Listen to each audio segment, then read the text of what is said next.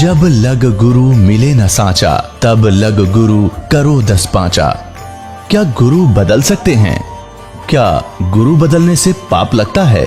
आध्यात्म के इस मैदान में आखिर सही गुरु कौन है? गीता जी में वर्णित तत्वदर्शी संत कौन है?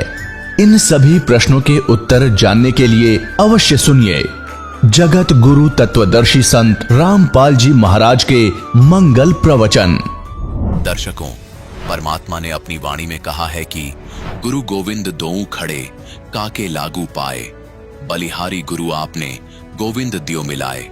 यानी यदि आपको परमात्मा की प्राप्ति करनी है तो आपको अपने गुरु को परमात्मा के तुल्य मानना होगा। लेकिन यदि आप नकली गुरु के चक्कर में फंस जाएं तो आपका मनुष्य जीवन पूरी तरह से बर्बाद हो जाएगा। ऐसा ही कुछ हुआ छत्तीसगढ़ के निवासी बबलू साहू जी के साथ। बबलू जी पहले देवी जी की पूजा किया करते थे और इन्होंने दामाखेड़ा कबीर पंथ से नाम दीक्षा भी ली हुई थी। लेकिन दर्शकों, आज बबलू जी का कहना है कि यदि मुझे संत रामपाल जी महाराज की शरण नहीं मिलती तो मेरा पूरा जीवन व्यर्थ हो जाता। अगर मुझे ज्ञान गंगा पुस्तक नहीं प्राप्त होती तो मैं कहीं का भी नहीं रहता। आइए जानते हैं कि आखिर एक कबीर पंथी संत को छोड़कर इन्होंने दूसरे कबीर पंथी संत से नाम दीक्षा क्यों ली। सुनते हैं बबलू जी की कहानी उन्हीं की जुबानी। नमस्कार सर। साहेब, सर क्या नाम है आपका? मेरा नाम बबलू दास साहू है, ग्राम मंजोरा, जिला तहसील राजनांदगांव, छत्तीसगढ़ राज्य। सर, संत रामपाल जी महाराज से नाम दीक्षा आपने कब ली? मैं तत्वदर्शी संत रामपाल जी महाराज से नामदान 4/1/2017 को लिया, जहां गंज मंडी में विशाल सत्संग था। संत रामपाल जी महाराज से नाम दीक्षा लेने से पहले आप क्या भक्ति साधनाएं करते थे? तत्वदर्शी संत रामपाल जी महाराज से नाम दीक्षा लेने से पहले हम लोग पूर्व से ही कबीर पंथ धर्म के मानने वाले थे। हम दामाखेड़ा से जुड़े थे और उसी के साथ में परमात्मा कबीर के भी 52 जंजीरा चलते थे दामाखेड़ा माध्यम से, तो उसमें से मैं तांत्रिक गुरु भी बनाया था। और उसी के दरमियान जो है माता पूजा वगैरह वगैरह सब किया करता था, जिसका ये पृष्ठ है। मैं इसे सेवा करता था। ये सेवा परमात्मा कबीर के नाम से मैं किया करता था। तो इसी प्रकार से हम लोग अपना कर्म करते आ रहे थे। उससे हमें कोई बेनिफिट नहीं मिला, कोई फ़ायदा नहीं मिला। मालिक को खोजता रहा। 5 साल की अवस्था से मैं अपने भगवान को खोजता रहा। और बाद में मैं जमशेदपुर से 2004 में वापस आ गया। 2004 में वापस आया। उसके बाद मैं ज्ञान गंगा को पढ़ा। पढ़ने के बाद में मुझे लगा कि नहीं, यहाँ कोई भगवान है। इसी दरमियान परमात्मा तत्वदर्शी संत रामपाल जी महाराज कबीर भगवान के रूप में आकर के ऐसे झांक रहे हैं। मैं बोला, कौन आ गया दादा, मेरे बीच कौन आ गया? बोलता, मैं हूँ बेटा, डरने का बात नहीं है। मैं बोला, अरे मालिक, मुझे मिल गया। मैं खोज रहा था दादा तेरे को 5 साल का अवस्था से, आज मुझे मिल गया। मिला मेरे को तत्वदर्शी संत रामपाल जी महाराज के रूप में कबीर भगवान मेरे सामने आ गए। और मैं उसके बाद में मैं 4 महीना सत्संग सुना। सुनने के बाद में अब नामदान लेने के लिए 4/1/2017 को महासत्संग लगा, सर्वप्रथम उसमें मैं नामदान लिया। सर, पहले आप दामाखेड़ा पंथ में जुड़े हुए थे। दामाखेड़ा पंथ बहुत सालों से चल रहा है और वो भी कबीर पंथी हैं और संत रामपाल जी महाराज भी कबीर पंथी हैं। तो यहाँ सवाल ये उठता है कि इतना पुराना पंथ छोड़कर आप संत रामपाल जी महाराज की शरण में क्यों आए?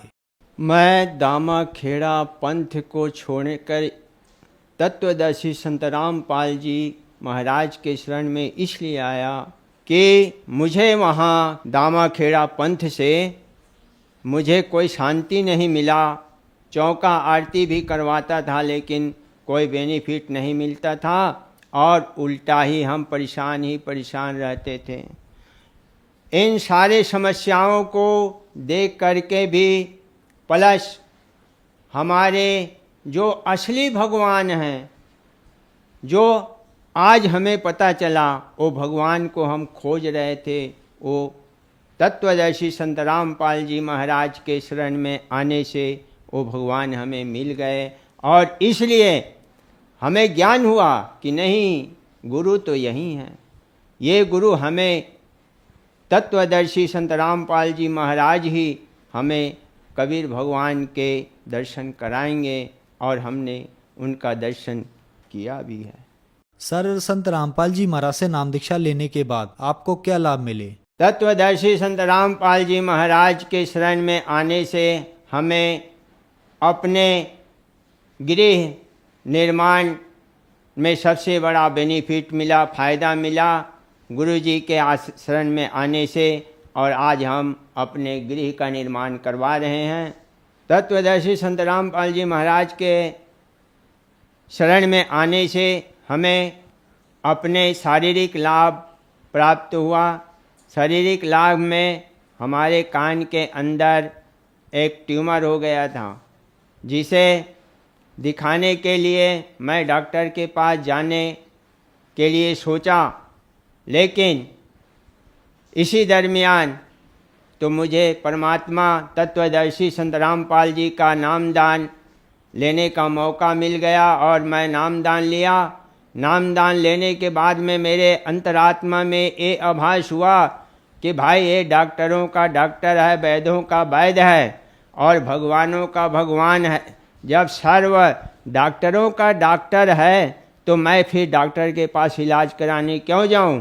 मेरे डॉक्टर तत्वदर्शी संत रामपाल जी महाराज मेरे इस रोग को ठीक करेंगे, ऐसा करके मैंने प्रण कर लिया, और प्रण करके चुप बैठ गया। किसी डॉक्टर के पास मैं चेक कराने नहीं गया।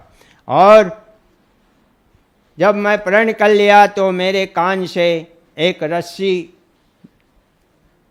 जला हुआ रस्सी के तरह ऐंठते हुए कान से मेरा वह ट्यूमर का रोग निकल गया, तत्वदर्शी संत रामपाल जी महाराज के नाम लेने से।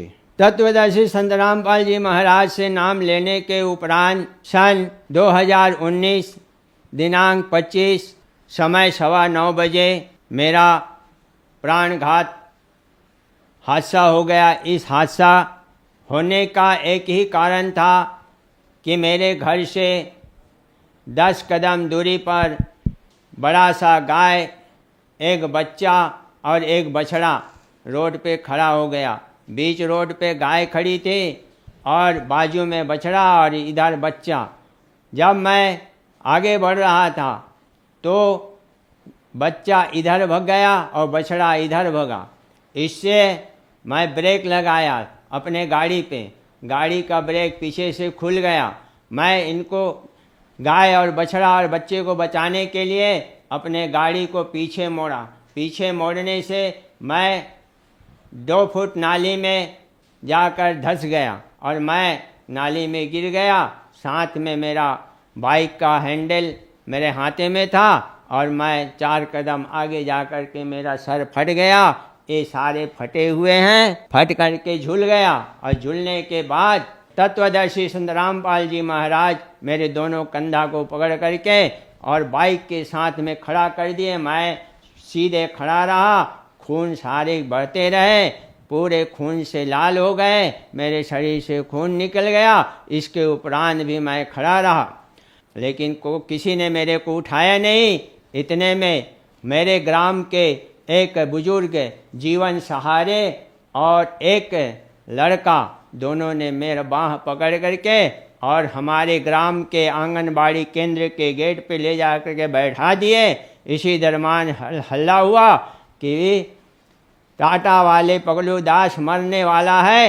ऐसा हल्ला किया तो मेरा बड़ी वाली लड़की महेश्वरी दासी, जिसने नाम लिया है, नागपुर में रहती है, वो मेरे पास रहती थी। सन 2019 में उसने मेरे 112 को फ़ोन किया। फ़ोन करने के बाद 112 आया। 112 आया और मेरे को स्टेचू में डाला तो तत्वदर्शी संत रामपाल जी महाराज पालथी लगा करके बैठे हैं। वो मेरे सर को संभाल लिए, अपने गोद में रख लिए और नादगांव हॉस्पिटल ले गए। वहाँ मेरा ट्रीटमेंट नहीं हुआ। शाम को वहाँ से रिफ़र किया, मेरे को मेकाहारा छोड़ दिया। मेकाहारा में भी मेरे को कोई इलाज नहीं मिला। इसके बाद वहाँ से DK हॉस्पिटल, डेंटल हॉस्पिटल है रायपुर में, वहाँ फिर रेफर कर दिया। डेंटल हॉस्पिटल में भी मेरा ट्रीटमेंट नहीं हुआ। मेरे शरीर में चोट लगा हुआ था, लेकिन किसी ने मेरे को एडमिट नहीं किया, मेरा ट्रीटमेंट नहीं किया। 2 से 3 से 4 दिन 5 दिन हो गए, किसी ने मेरा इलाज नहीं किया, एडमिट नहीं किया, सब रेफर करते रहे। लास्ट में एम्स में जा कर के मेरा एडमिट हुआ और 4 दिन मैं बेड पे ऐसे ही पड़ा रहा। वहाँ भी ट्रीटमेंट नहीं हुआ। आपका पल्स नहीं है, आपका ट्रीटमेंट नहीं हो सकता, आपका सर्जरी नहीं हो सकता, आपका ब्लड नहीं है। ऐसा सब कर करके 4 दिन वहाँ भी ऐसे ही रख दिए।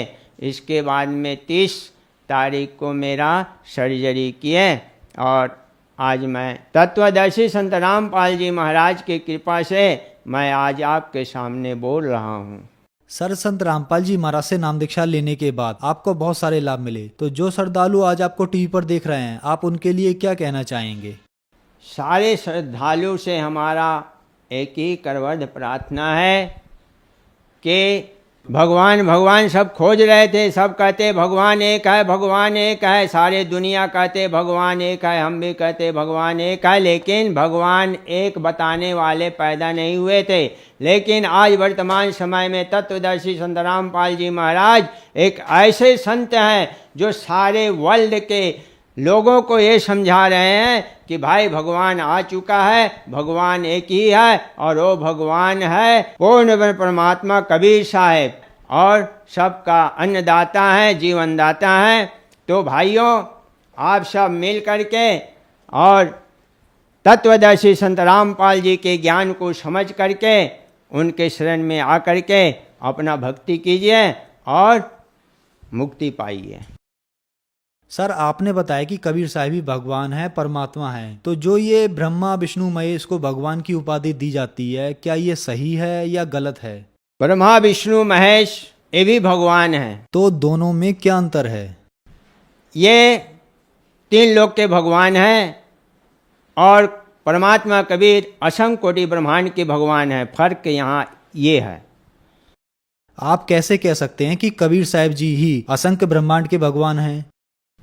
हम आज तत्वदर्शी संत रामपाल जी महाराज के मार्गदर्शन में चल करके और उनके बताए हुए वेद और शास्त्र के आधार पे जिस तरह समंदर से सोना निकाला जाता, मणि निकाला जाता, इसी तरह 4 वेद 6 शास्त्र 18 पुराण बाइबल प्लस कुरान के अंदर से छान करके और ज्ञान को निकाल करके हम जीवात्माओं तक पहुंचाते हैं। तो ये परफेक्ट और सही ज्ञान देते हैं और यहीं से सिद्ध होता है कि तत्वदर्शी संत रामपाल जी महाराज जो बता रहे हैं वो कबीर भगवान ही एक भगवान हैं। संत रामपाल जी महाराज से नाम दीक्षा कैसे ली जा सकती है? तत्वदर्शी संत रामपाल जी महाराज से नाम दीक्षा लेने का कई चैनल में जो नंबर पीला पट्टी चलते हैं उस नंबर से संपर्क करके,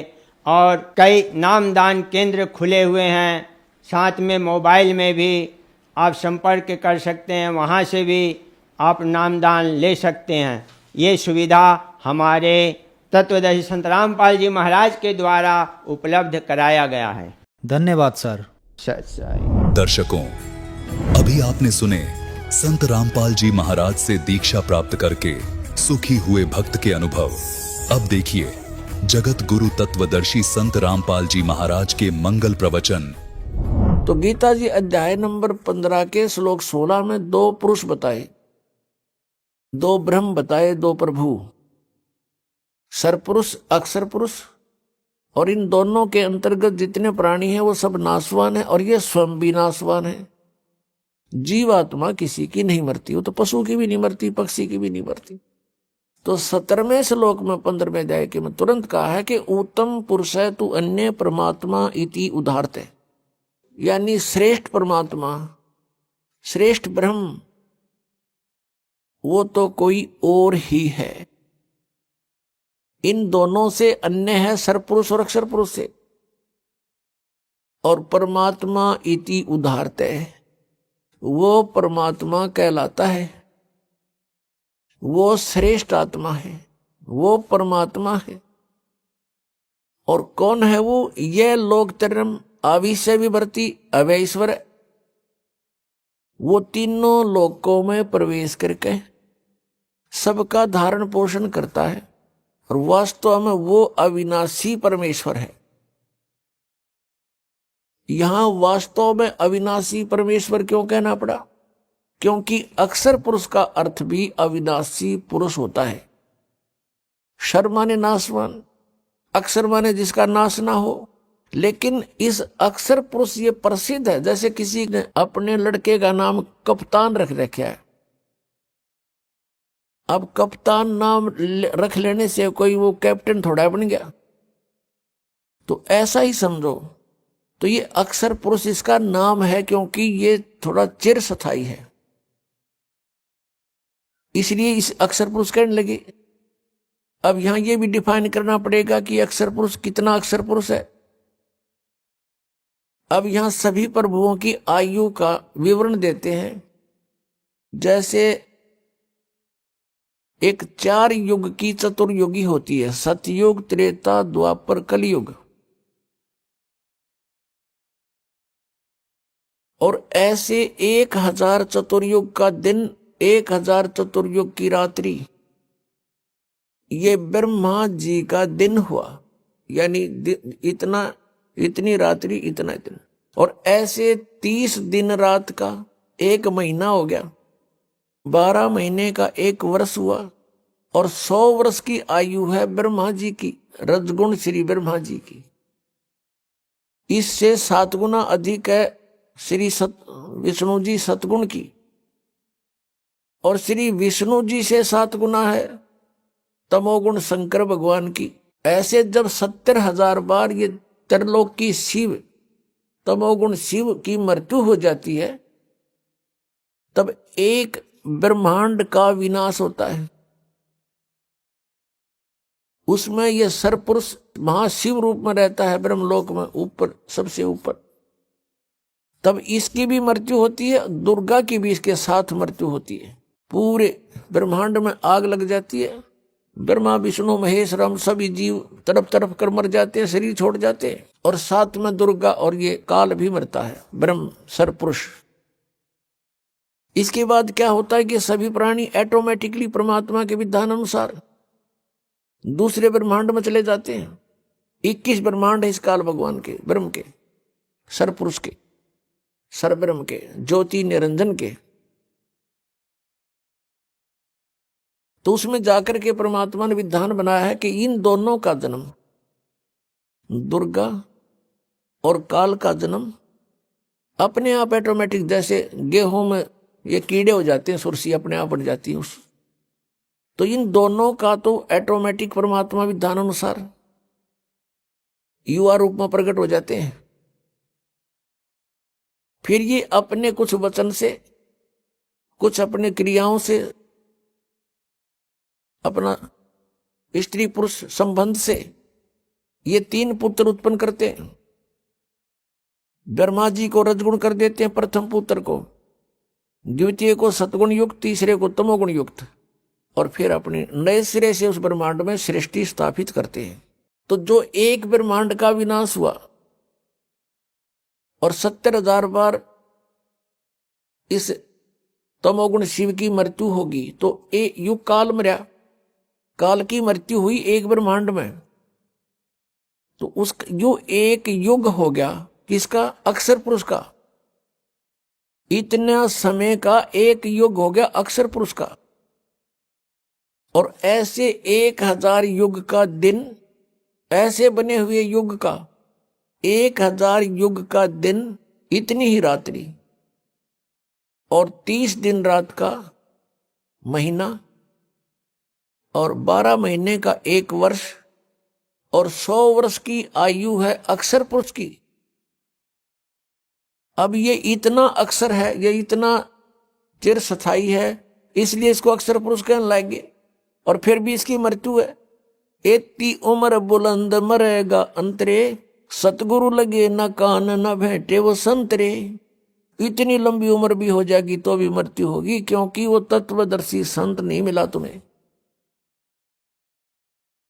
जिसका गीता जी अध्याय नंबर 4 के श्लोक नंबर 34 में वर्णन है। और परम अक्षर ब्रह्म की, परम अक्षर पुरुष की मृत्यु नहीं होती। अपने आत्माओं, श्रीमद् भगवत गीता अध्याय नंबर 15 के श्लोक नंबर 16 में सरपुरुष और अक्षर पुरुष, सरपुरुष तो ये ब्रह्म है जिसकी ऐसे मृत्यु होती है इतने समय में, और अक्षर पुरुष इतनी लंबी उम्र, और इसलिए इसको अक्षर पुरुष कहने लगे अविनाशी। लेकिन ये अविनाशी नहीं है, इसका विनाश होता। इसलिए गीता जी अध्याय नंबर 15 के श्लोक 17 में डिफाइन करना पड़ा कि उत्तम पुरुष है तू अन्य, वो श्रेष्ठ परमात्मा तो कोई और है। और परमात्मा इति उदाहरते, जिसको परमात्मा कहा जाता है वो है सही मायनों में परमात्मा, श्रेष्ठ आत्मा। और ये लोक तरम, और वही तीनों लोकों में प्रवेश करके अविषय विवर्ती अवय ईश्वर है। वो अवय माने अविनाशी, अविनाशी परमेश्वर है वो। अब इसलिए इसमें स्पेशल कहना पड़ा, इसलिए इस कंसेप्ट को क्लियर करने के लिए। तो पुण्य आत्माओं, इस तत्व ज्ञान को समझने के लिए हमने बहुत समय लगाना पड़ेगा। अभी तक तो हमारे अंदर अज्ञान भर रखा था, ठोक ठोक कर युगों से ठोक रखा है। और आत्मा कोई आज की थोड़ी है, ये तो जब से जन्मी है तभी से इस अज्ञान को अपने अंदर फीड करती आ रही है। इसके अंदर कोड वर्डों में सारा कुछ फीड है पिछले पूर्व जन्मों का। अब तो इस बात को समझना बहुत आसान हो गया, आध्यात्मिक ज्ञान को। जैसे एक चिप होती है मोबाइल में, और उसमें 40-40 घंटे का 50 घंटे का सत्संग आ जाता है। और इतनी गो है कति, बिल्कुल। और ये तो एक परमात्मा द्वारा बनाए गए मनुष्य से बनाई गई है। और जिस परमात्मा ने मनुष्य भी बनाया वो क्या बना सकता है? तो हमारे अंतःकरण में, आत्मा में परमात्मा ने ये सब ऐसा सिस्टम फिट कर रखे। असंख्य जन्मों का रिकॉर्ड आपके अंदर कोड वर्डों में जमा है, तो वो हमारे अंदर फीड है। अब गीता जी अध्याय नंबर 11 के श्लोक नंबर 32 में ये गीता ज्ञान दाता कहता, मैं तो काल हूं और सब न खाऊंगा, सब न मारूंगा। घर में जाए के 21वें श्लोक में अर्जुन कह रहा है, भगवान आप तो देवताओं को भी खा रहे हो, कुछ आपकी जाड़ा में लटक रहे हैं और आपसे प्रार्थना कर रहे हैं, बख्श दो बख्श दो, मंगल हो मंगल हो। वेदों के स्तोत्रों से आपकी स्तुति भी कर रहे हैं, आप तो उनको भी खा रहे हो। तो यहां इसने स्पष्ट कर दिया, भाई मैं तो काल हूं और सब न खाऊंगा, तू ना युद्ध करेगा तो भी इनको मार डालूंगा। तो हम जहां रह रहे हैं ये काल है, और ये कसाई बताया परमात्मा ने। काल कसाई हस्त है, सर्वे लोक को खाए, अंकुश निर्गुण नाम का ये सतगुरु दर पकड़ा जावे।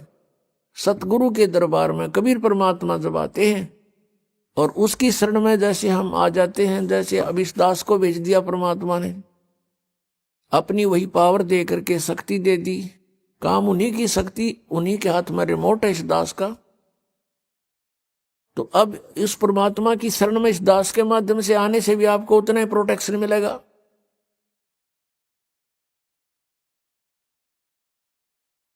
तो उन्होंने क्या बताया है कि तुम यहां ऐसे लोक में रह रहे हो जैसे कसाई बकरे पालता है, और वो सर्व सुविधाएं देता है अपने बकरों को स्वस्थ बना रखने के लिए। उनसे प्रजनन करवाता है, नर मादा को उसमें छोड़ देता है, और वो बोले बकरे बच्चे उत्पन्न करते हैं, बकरे बकरियां। और उनमें कितनी ममता होती है। किसी के बच्चे को दूसरा बकरा या बकरी टच कर देता है तो उसके साथ भिड़ने को पहुंच जाते हैं वो बकरे बकरियां, दूसरे उसके माता पिता, और खूब युद्ध करते हैं कि मेरे बच्चे को तूने क्यों सता दिया।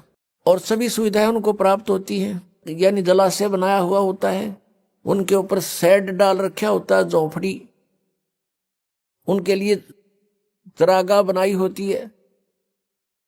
अब वो बकरे ये सोचते हैं कि देख हमारा भगवान, हमारा स्वामी, हमारा प्रभु कितना दयालु है, हमारी कितनी केयर टेक करता है, कितनी देखभाल करता है, कितनी सुविधाओं का ध्यान करता है, कितना व्यवस्था कर रखी है, जिस कारण से वो उसको अपना एक दयालु स्वामी मानते हैं। और जब वो कसाई उन बकरों में आता है, उसको एक नेक इंसान मान के, अपना हितैषी जानकर वो भोली आत्माएं उसके वो बकरे उसके पास आ जाते हैं।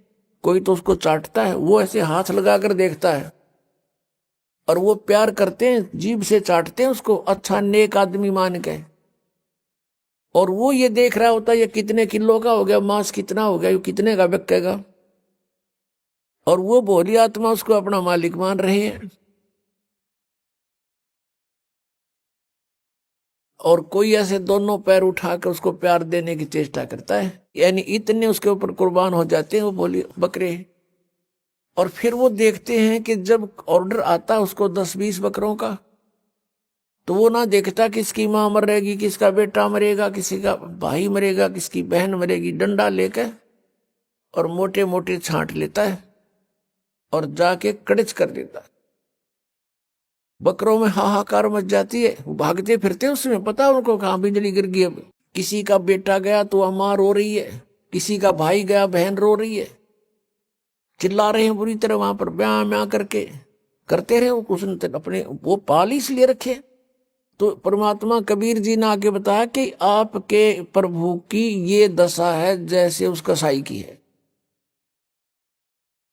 अब यहां इस पृथ्वी से परमात्मा कबीर जी से तप करके प्राप्त करी, और इसमें हम अपनी गलती से इसके साथ आ गए। अब इसने हमारा दुरुपयोग किया है, हमें सताने का हर संभव प्रयत्न किया है। कारण क्या है कि ये चाहता है कि इनको जितना दुखी करूंगा उतना ही वो सतपुरुष कबीर साहब दुखी होगा, क्योंकि ये उसके बच्चे हैं। इसलिए इसने हमारे को यहां दुखी करने में कोई कसर नहीं छोड़ रखी।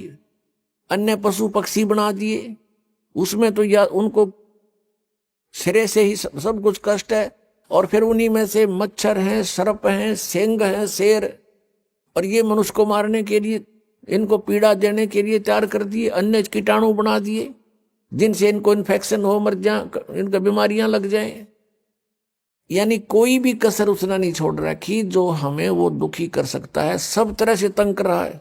और हम फिर भी इसको भगवान मानते हैं, जा रहे हैं, क्योंकि हम देख रहे हैं कितनी अच्छी पृथ्वी है, इसमें फल फ्रूट लगे हुए हैं, बगीचे बने हुए हैं, झरने चल रहे हैं, सूर्य उदय हो रहा है, शीतल हवा चल रही है, काजू किस्म सेब संतरे मेवा लगी हुई है। हम ये सोचते हैं बड़ा भगवान, बड़ा दयालु परमात्मा, हमारी कितनी सुविधा कर रखी है। और तब वो भगवान कहाँ गया? किसी का बेटा मर गया, किसी की बेटी मर गई, एक्सीडेंट में मार दिया, कहाँ गया वो भगवान? वो दयालुता कहाँ गई उसकी? तो परमात्मा हमें याद दिलाते हैं, तुम उस लोक को छोड़ आए जहां तुम सुखी थे, मृत्यु नहीं होती थी, तुम्हारे अंदर वृद्ध अवस्था नहीं होती थी। अब यहां प्राणी वृद्ध अवस्था को कति पसंद नहीं करता, और मृत्यु को तो करना है किसने है? मृत्यु तो चाहे 90 वर्ष का, 95 वर्ष का हो गया व्यक्ति आशा करता है कि अभी जीवित और रहूं। आशा सभी करते हैं और करनी भी चाहिए, क्यों? तो जन्म हुआ फिर मरे किस लिए? तो हम सभी इस चीज को बुरा मानते हैं कि ना तो बुढ़ापा होना चाहिए और ना मृत्यु होनी चाहिए। ये हमने घड़ी खटका है, और यहां डेफिनेट है, हम देख रहे हैं सभी में वृद्ध अवस्था आएगी, सब मरेंगे। अब हमने ऐसा क्यों लग रहा है? क्योंकि हम ऐसे स्थान पर रहा करते थे जहां जरा और मरण नहीं होता था। जरामीन वृद्ध अवस्था। श्रीमद् भगवत गीता अध्याय नंबर 7 के श्लोक नंबर 29 में कहा है कि अर्जुन, जो जरा मरण मोक्षाय यतन्ति ते मम आश्रित है, मेरे ज्ञान का आश्रय करके जो जरा और मरण से छूटने के लिए यत्न कर रहे हैं, ते ब्रह्म तत्विदु कृष्णम अध्यात्म अखिलम च कर्मम, वो सारे अध्यात्म से और सभी कर्मों से और तत्ब्रह्म से परिचित है। वो केवल जरा और मरण से छूटने का प्रयत्न जो कर रहे हैं, वो किसी और वस्तु की डिमांड नहीं करते, तो वो उस तत्ब्रह्म से परिचित हो चुके हैं और सारे कर्मों से परिचित हो चुके हैं। और पूरे अध्यात्म ज्ञान से परिचित व्यक्ति ही जरा और मरण से छूटने के लिए प्रयत्न करा। तो जरा और मरण कहां नहीं होता? सतलोक के अंदर। शंखों लहर मेहर की उपजे, कहर नहीं जा कोई, दास गरीब अचल अविनाशी, सुक्का सागर सोई। सतलोक के अंदर कहते शंखों लहर मेहर की उपजे। अब वहां हम सतलोक में रहा करते थे, हमारा ऐसा ही शरीर था जैसा आपका यहां पर है, लेकिन उसका मेटेरियल ये नहीं है। वो शुक्रम अकायम है, ऐसनाविरम है। माता पिता के योग से जैसे यहां शुक्र से बनता है, ऐसा वहां हमारा शरीर नहीं है। यहां 5 तत्व से बना हुआ है, वहां 1 तत्व से, नूर तत्व से बनता है। अब जैसे हमारा शरीर 5 तत्व से बना हुआ है, इसमें कहीं तत्व दिखाई नहीं देता और कितना सुंदर हमें लगा है। इसी प्रकार उस नूर तत्व का वहां ऐसे परमात्मा ने व्यवस्था कर रखी है। हमारे आत्मा के ऊपर फिर एक कवर वो नूर तत्व से होगा और उसका 16 सूर्य जितना प्रकाश होगा, इतना तेज, इतना नूर होगा, उसका होगा मनुष्य सदृश ही। और वहां पर आपका पूरा परिवार होगा, आपका अलग से कुटुंब होगा, पूरा अलग से महल बने हुए हैं जिनको बने बनाए आप छोड़ आए। आपकी सारी व्यवस्था वहां पहले से बनी हुई है। और एक व्यक्ति को यानी एक आत्मा को और उसके कुटुंब को, परिवार को वहां पर इस पृथ्वी जितना स्थान अकेले को प्राप्त है। उसमें बाग बगीचे, झरने, बहुत गुणे। अब ये बातें आपका ना समझ में आवे। और हम वहां इतने खुले स्थान पर रहते थे, इसलिए यहां पर भी हमारी वो टेंडेंसी है, हमारी वृत्ति वैसी ही है। हम क्या चाहते हैं? एक पार्क हो, कोठी हो, कोठी भी कई कमरियां की हो, ऊपर नीचे हो है, और खूब सैर सपट्टे करने, कार हो, स्पीड से जाओ और इधर उधर घूमे। तो वहां विमान है आपके पास, आपकी वचन से विमान है, जहां चाहो वहां जा सकते हो, बहुत स्पीड से जा सकते हो। और बहुत बड़े आपका स्थान है, तो वो सुविधाएं आपको वहां थी, उसकी अब खोज हम यहां कर रहे हैं। कोयले की खान में हम स्वर्ण ढूंढ रहे हैं, गोल्ड है, या कोयले की खान है, हम ढूंढ रहे हैं यहां सुख, या सारा दुख ही दुख है। परमात्मा कहते हैं तन दर सुखिया कोई नहीं देखा, जो देखा सो दुखिया हो। उदय अस्त की बात करे, मैंने सबका करया विवेका हो, मैंने सबका विवेचन कर देख लिया। किसी के पास भी संत जाते हैं, 100 समस्याएं बता देता है, चाहे राष्ट्रपति हो यहाँ का, और चाहे ब्रह्मा हो, चाहे विष्णु हो, चाहे शिव हो, और चाहे इंद्र हो, वो भी 100 समस्याएं। उनके इतिहास देख लो, ऋषियों के सामने कैसे प्रार्थनाएं कर रखी उन्होंने। तो पुण्यात्माओं, वो सुख सतलोक में है। परमात्मा सतपुरुष है, वो कबीर देव है, वो सतलोक में है। जब हम उसके राज्य में पहुंच जाएंगे, फिर हमारी मृत्यु और बुढ़ापा नहीं होगा। वहां जाएंगे कैसे?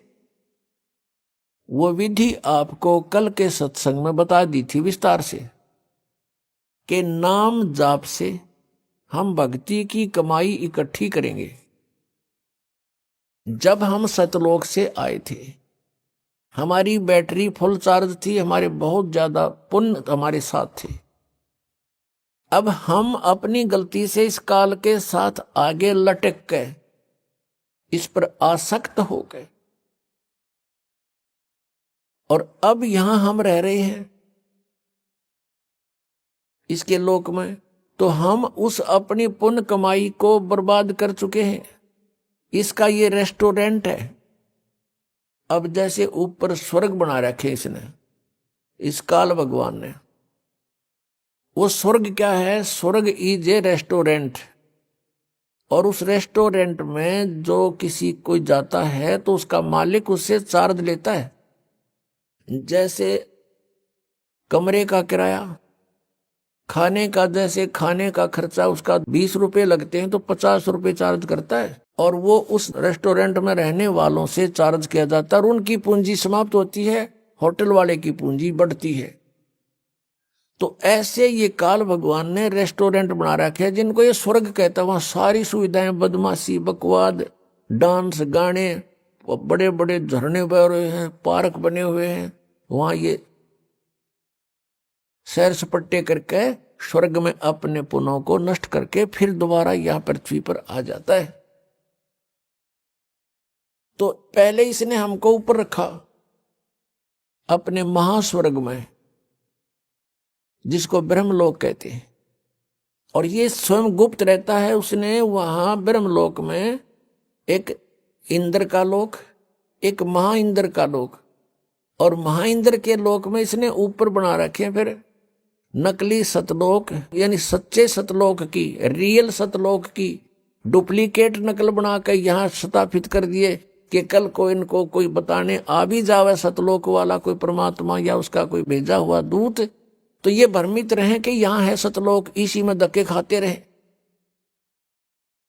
तो नकली सतलोक, अलखलोक, अगमलोक, अकय लोक यहां बना रखे हैं काल ने इस ब्रह्मलोक के अंदर।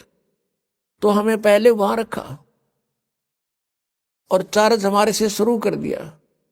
फिर हमें जब हमारी पूंजी कुछ कम हुई तो नीचे वाले स्वर्ग में रखा, जहां इंद्र का लोक एक अलग से है, कॉमन स्वर्ग बोलते हैं उसको।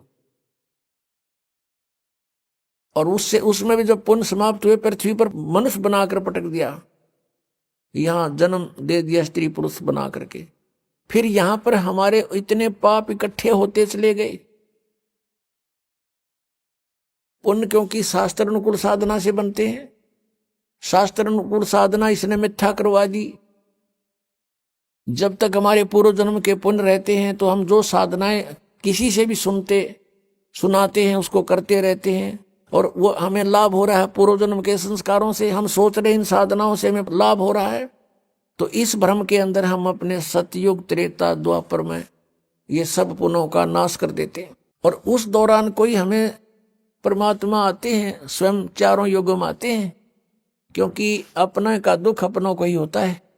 उस परमात्मा से हमारा कष्ट सहा नहीं जाता। हम रोते हैं, चिल्लाते हैं, किसी का बेटा मर गया, किसी की बेटी मर गई, लेकिन वो परमात्मा फिर वहां से चल कर आते हैं।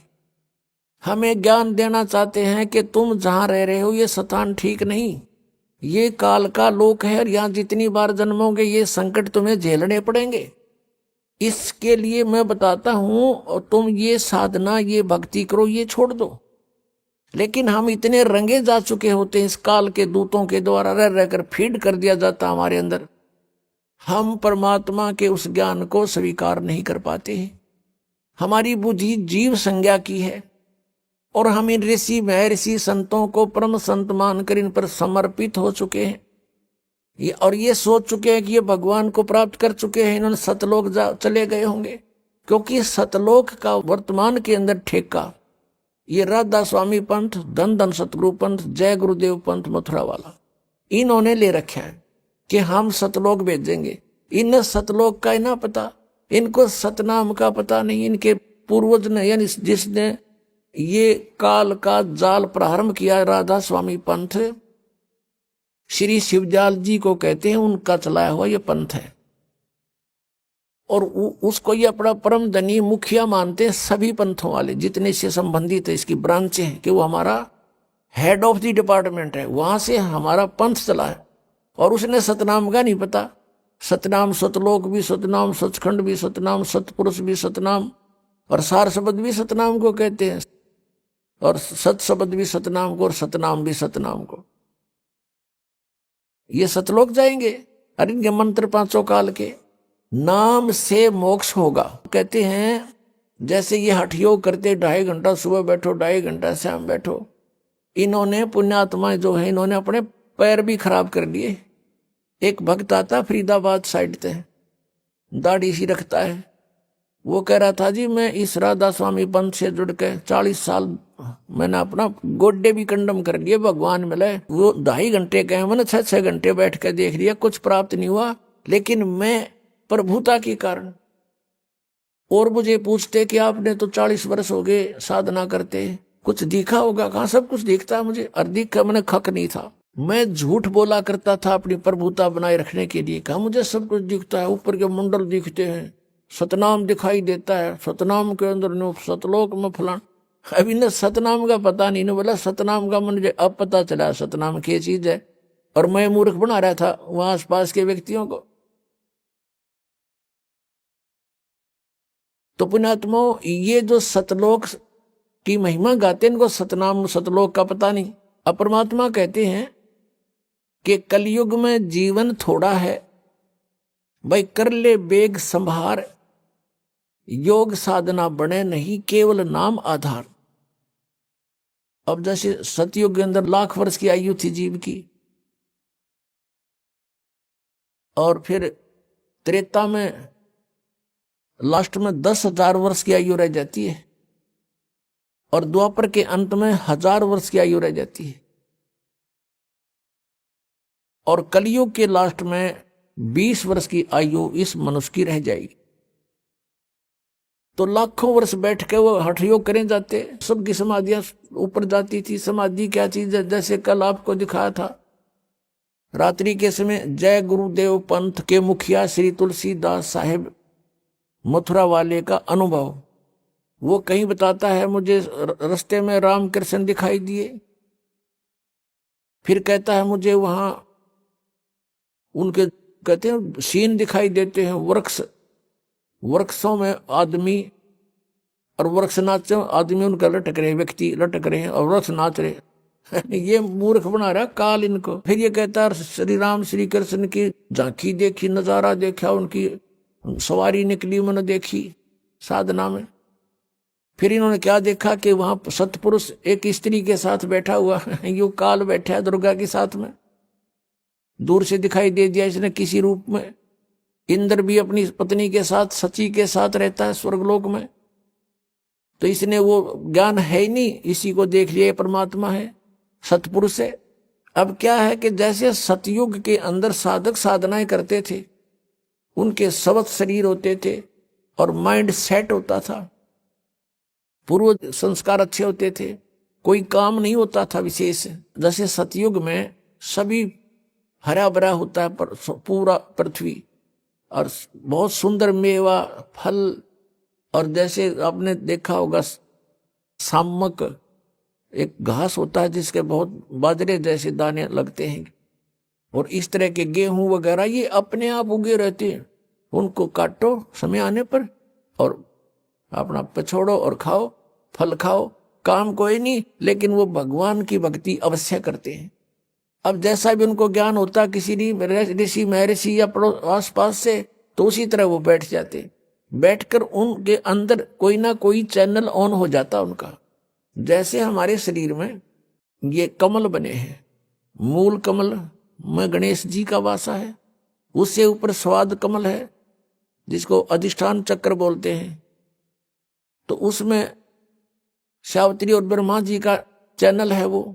यानी चैनल क्या होते हैं? टीवी में चैनल होते हैं, ओरिजिनल कार्यक्रम तो उनके कहीं पर भी वो लाइव दिखा रहे हैं, तो कहीं से वहां कहीं और हो रहा है, दिख रहा है टीवी में, और दिखता उसी को जो उसका चैनल ऑन हो जा उस कार्यक्रम का, तो वो कार्यक्रम हो रहा है कहीं और दिख रहा है टीवी में।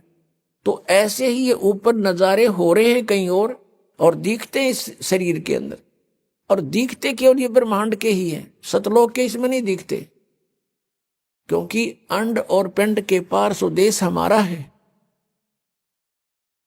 तो ये क्या करते थे, इनको अंदर समाधिस्थ हो जाते थे, कोई चैनल ऑन हो जाता है इनकी पूर्व की भक्ति से, और फिर उसमें वो देखते वहां नजारे, कोई जैसे झरने दिख रहे हैं, कहीं पर कोई सवारी आ रही है, कोई किसी की, ये काल उनको मूर्ख बनाने के लिए एक बाजीगरी शुरू कर देता है। अभी आपने सुने संत रामपाल जी महाराज के मंगल प्रवचन। आइए अब सुनते हैं संत रामपाल जी महाराज से नाम दीक्षा लेकर सतभक्ति करके अद्भुत लाभ प्राप्त करने वाले अनुयायी के विचार। दर्शकों, वेदों में प्रमाण मिलता है कि यदि साधक की मृत्यु हो गई हो तो परमात्मा अपनी शक्ति से अपने साधक की आयु 100 वर्ष बढ़ा देता है। दर्शकों, वेदों की ये बातें आज सत्य होती दिखाई देती हैं। जी हां, हम बात कर रहे हैं फरीदाबाद के रहने वाले प्रकाश चंद जी की, जो पहले आर्य समाज के द्वारा बताई गई भक्ति साधना किया करते थे और शंकर भगवान को इष्ट रूप में पूजते थे। इतनी भक्ति साधना करने के बावजूद भी इन्हें कोई लाभ नहीं मिला, लेकिन आज संत रामपाल जी महाराज से नाम दीक्षा लेने के बाद इनका कहना है कि संत रामपाल जी महाराज ने मेरी आयु बढ़ा दी। आइए जानते हैं कि प्रकाश चंद जी ऐसा क्यों कह रहे हैं। सुनते हैं प्रकाश चंद जी की कहानी, उन्हीं की जुबानी। सर नमस्कार। सत साहिब। सर क्या नाम है आपका? इंजीनियर प्रकाश चंद, मैं भरतपुर डिस्ट्रिक्ट राजस्थान का रहने वाला हूँ। मैं फरीदाबाद में जेसीबी ग्रुप में सर्विस करता हूँ। सर संत रामपाल जी महाराज से कब से जुड़े आप? सर 14 फरवरी 2013 को मैं संत रामपाल जी महाराज से जुड़ा और परमात्मा की ऐसी दया हुई कि मैं पहले ये नहीं जानता था कि संत रामपाल जी महाराज कौन है, परमात्मा कौन है, कैसे मिलेगा, कुछ नहीं है। मेरे बड़े भैया 10 साल से संत रामपाल जी महाराज से जुड़े हुए थे, कहते थे कि परमात्मा संत रामपाल जी महाराज पृथ्वी पे आ चुके हैं, आप दीक्षा लीजिए, भक्ति करिए, कुछ नहीं रखा है इनमें। मैंने कहता था क्या भैया, आप भी ड्रिंक करने दो, सिगरेट पीने दो, इंजीनियरिंग की है, थोड़ी मौज मस्ती लेने दो, ज़िंदगी में जीने दो, परमात्मा को भी बाद में मिलेंगे। सर संत रामपाल जी महाराज से नाम दीक्षा लेने से पहले आप किन देव देवताओं की भक्ति करते थे? सर एक्चुअली में हम आर्य समाजी थे और हमारी कास्ट गोस्वामी है, तो हम भोले बाबा को भी मानते थे। मंदिर पूजा, ये ब्रह्मा विष्णु दीपावली, ये सब कुछ मानना हमारा एक रीति रिवाज ही है, क्योंकि धर्म में सभी ये धर्म माने जाते हैं। बट मेरे भैया को जब 10 साल पहले ज्ञान हुआ तो उन्होंने बताया कि परमात्मा तो कोई और है, तुम किस चक्कर में पड़े हुए, ये सारी चीज़ें छोड़ो, संत रामपाल जी महाराज की शरण में आओ, क्योंकि परमात्मा आ चुके हैं, तुम्हें एक नाम दे रहे हैं, उसको लीजिए। हम कहते थे ठीक है, हम तो इसी साधना में ठीक हैं, हमें भी लाभ हो रहा है, आपको भी लाभ हो रहा है और सब कुछ ठीक चल रहा है, कोई प्रॉब्लम नहीं है। सर संत रामपाल जी महाराज की शरण में कैसे आए? भैया को 8 साल हो गया बताते बताते, लेकिन मेरे कभी कानों पे भी हवा नहीं गई, क्योंकि काल का इतना प्रचंड रूप है कि आपका ध्यान जाएगा ही नहीं। मेरी मॉम एक्सपायर हुई थी 2 फरवरी 2013 को, तो मैं उनको गंगा जी छोड़ने के लिए गया था। मेरे को बिल्कुल पता नहीं था कि लोग कैसे जीते हैं। मैं शराब में, नशे में धुत और पीता था, बिना पानी के भी पी लिया, ऐसे ही शराब पिया कि बस पीते पीते मुझे पता ही नहीं था। बट परमात्मा की दया थी कि मुझे उनकी लाइन पे लेना था, तो मालिक ने मेरा ज्ञान योग खोल दिया। और जब उधर से आते समय परमात्मा ने मुझे चलती हुई बस में से ऐसी व्यवस्था कर दी, मालिक ने सोते हुए वाली बस मिली थी, जिसको हम डीलक्स बस कहते हैं। रास्ते में मैं आ रहा था सोते हुए, तो मालिक ने मेरी शरीर से मेरा शरीर छुड़ा दिया संत रामपाल जी महाराज ने, और उसको सतलोक लेके गए। तो सामने देखा कि बहुत बड़ा एक गुमज है, जिसमें संत रामपाल जी महाराज मुख बैठे हुए हैं। और मैंने कहा मालिक परमात्मा आप दिखते हो? उन्होंने कहा हाँ मैं दिखाई देता हूँ, छू के देखो। छू के देखा, परमात्मा ने बहुत सारी बातें मुझे बताई, मेरा फ्यूचर दिखाया, मेरा पास्ट दिखाया, बताया कि तुम लोग, तुम्हारा भाई तुम्हें समझा रहा है, तुम्हें समझ में नहीं आ रहा। मैंने कहा परमात्मा संत रामपाल जी महाराज पहले तो आप रुकिए, मैं आपको ये देख लूँ कि मैं अपने भाई को बता दूँ कि वो 10 साल से जिस चीज़ को बताता चला आ रहा है, हम उसको जानते हैं, उस परमात्मा को जानते हैं, और आप दिखाई देते हो। तो उन्होंने कहा ठीक है बता के। मैं बस में सीधा वापस आया, मैंने अपने बाबूजी, दीदी और अपनी एक बहन को जगाया। मैंने कहा परमात्मा दिखाई देता है तो मेरी बात मानो। वो सोच रहे थे शायद पागल हो गया, नशे बसे में है, इसलिए मैंने कहा तुम लोग अभी रुको, मैं जरा परमात्मा से फिर दोबारा से मिल के आता हूँ। मैं परमात्मा के पास दोबारा आया। परमात्मा ने, संत रामपाल जी महाराज ने मुझे सतलोक से ही आश्रम दिखाया, कहाँ पे है, कैसे है।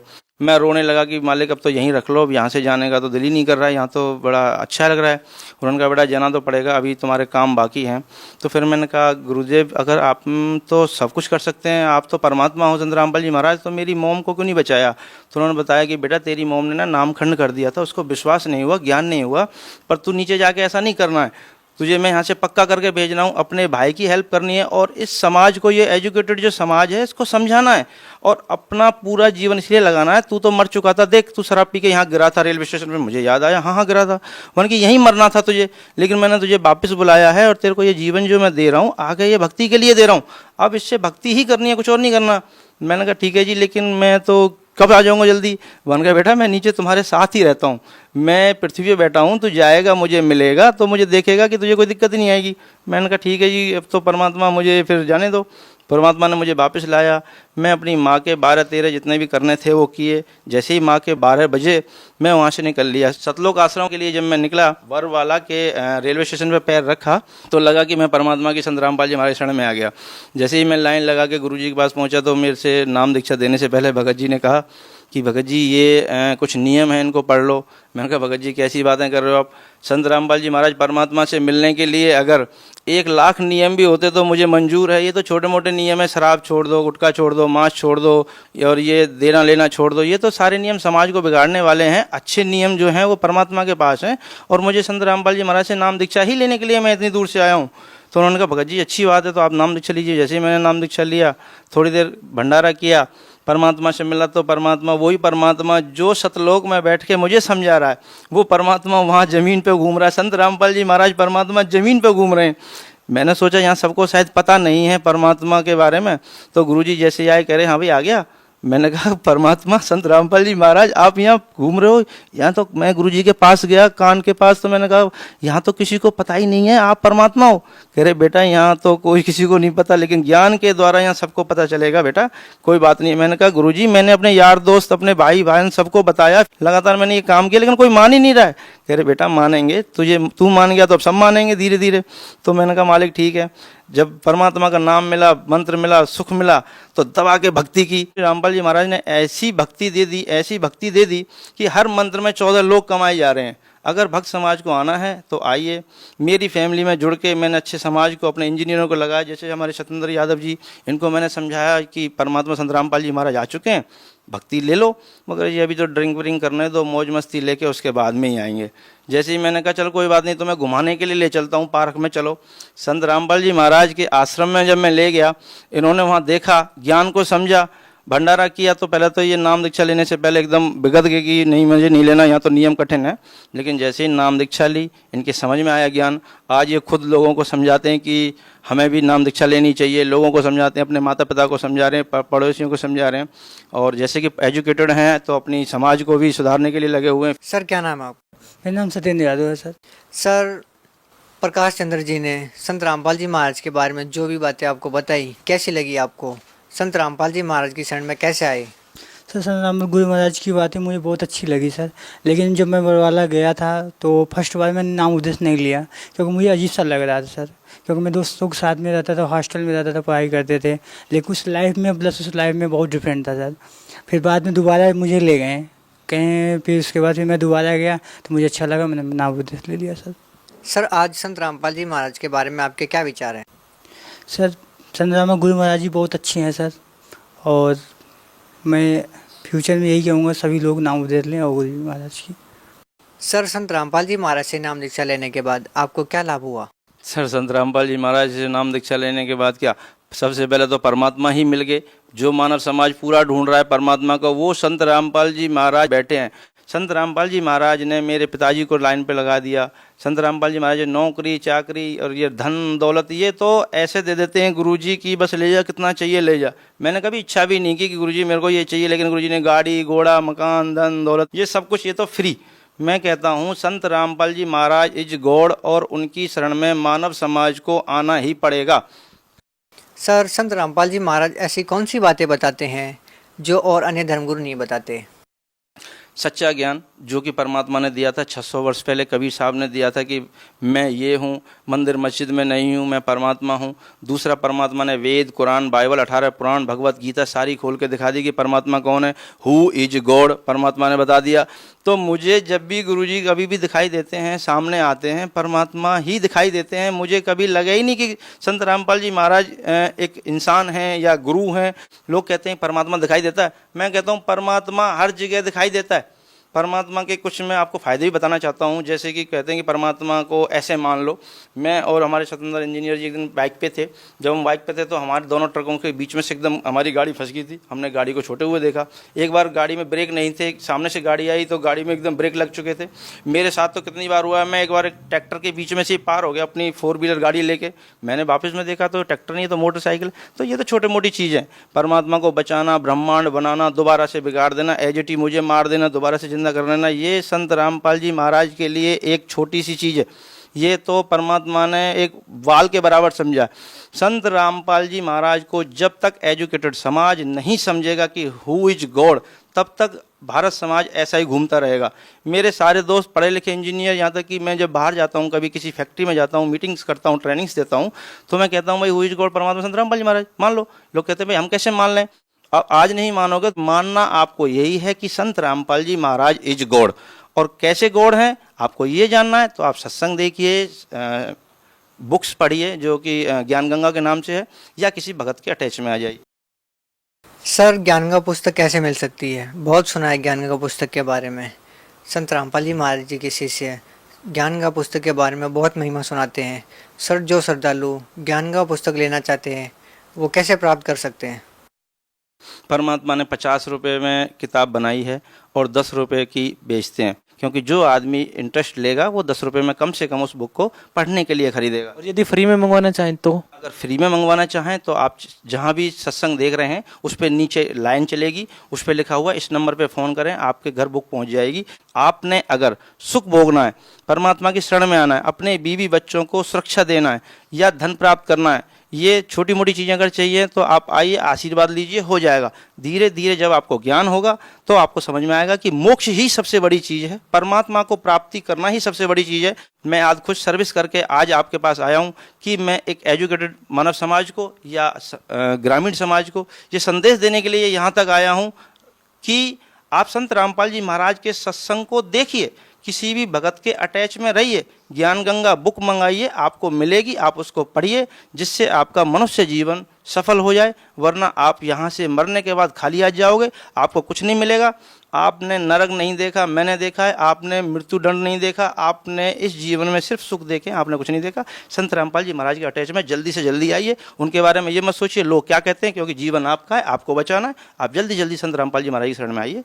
सर भगत समाज कैसे निर्णय करे कि संत रामपाल जी महाराज जी पूर्ण गुरु है या अन्य?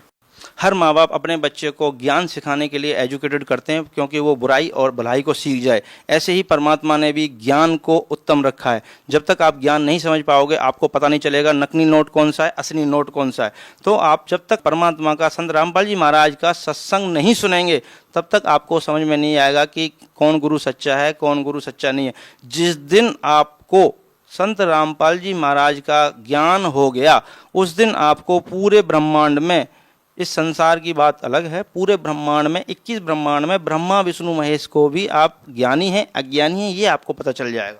सर आपको पूर्ण विश्वास है कि जो भक्ति संत रामपाल जी महाराज आपको दे रहे हैं वो सही है? अगर ज्ञान से बताऊं तो मैंने गुरु नानक साहब की वाणी को पढ़ लिया और गीता में जो लिखा है उसको जान लिया, कुरान के वेद के बारे में, क्योंकि मैं आर्य समाजी हूं तो मुझे पता ही है, और बाद में मुझे पता चला गुरु जी के ज्ञान के देने के बाद में। बट मैं कहता हूं कि परमात्मा इस संत रामपाल जी महाराज और जो भक्ति परमात्मा दे रहे हैं उससे आप 100% आपको सुख मिलेगा, 100% आप सतलोक जाएंगे, 100% संत रामपाल जी महाराज इज गॉड। सर जो श्रद्धालु आज भी संत रामपाल जी महाराज से जुड़ना चाहते हैं वो संत रामपाल जी महाराज से कैसे नाम दीक्षा लें? मैं उन भक्तों से, उन माताओं से, उन बहनों से ये कहना चाहता हूँ, गुरु जी ने, परमात्मा के शब्द में शक्ति है, संत रामपाल जी महाराज ने आशीर्वाद दे दिया है। परमात्मा ने जगह जगह सेंटर खुलवा दिए हैं, पलवल में, दिल्ली में, राजस्थान में, यूपी में। आप जल्दी से जल्दी संत रामपाल जी महाराज के किसी भी सेंटर पे जाइए, वहाँ लैपटॉप पे, कंप्यूटर पे, जैसे भी आपको संत रामपाल जी महाराज से नाम उपदेश मिले, नियमों को मत देखिए, नियमों सिर्फ समाज को सुधारने के लिए हैं। आप नियमों को पढ़ के संत रामपाल जी महाराज से नाम दीक्षा दीजिए और डट के भक्ति करना शुरू कर दें। यही मैं समाज से चाहता हूँ। सर बहुत बहुत धन्यवाद आपका। सत साहिब।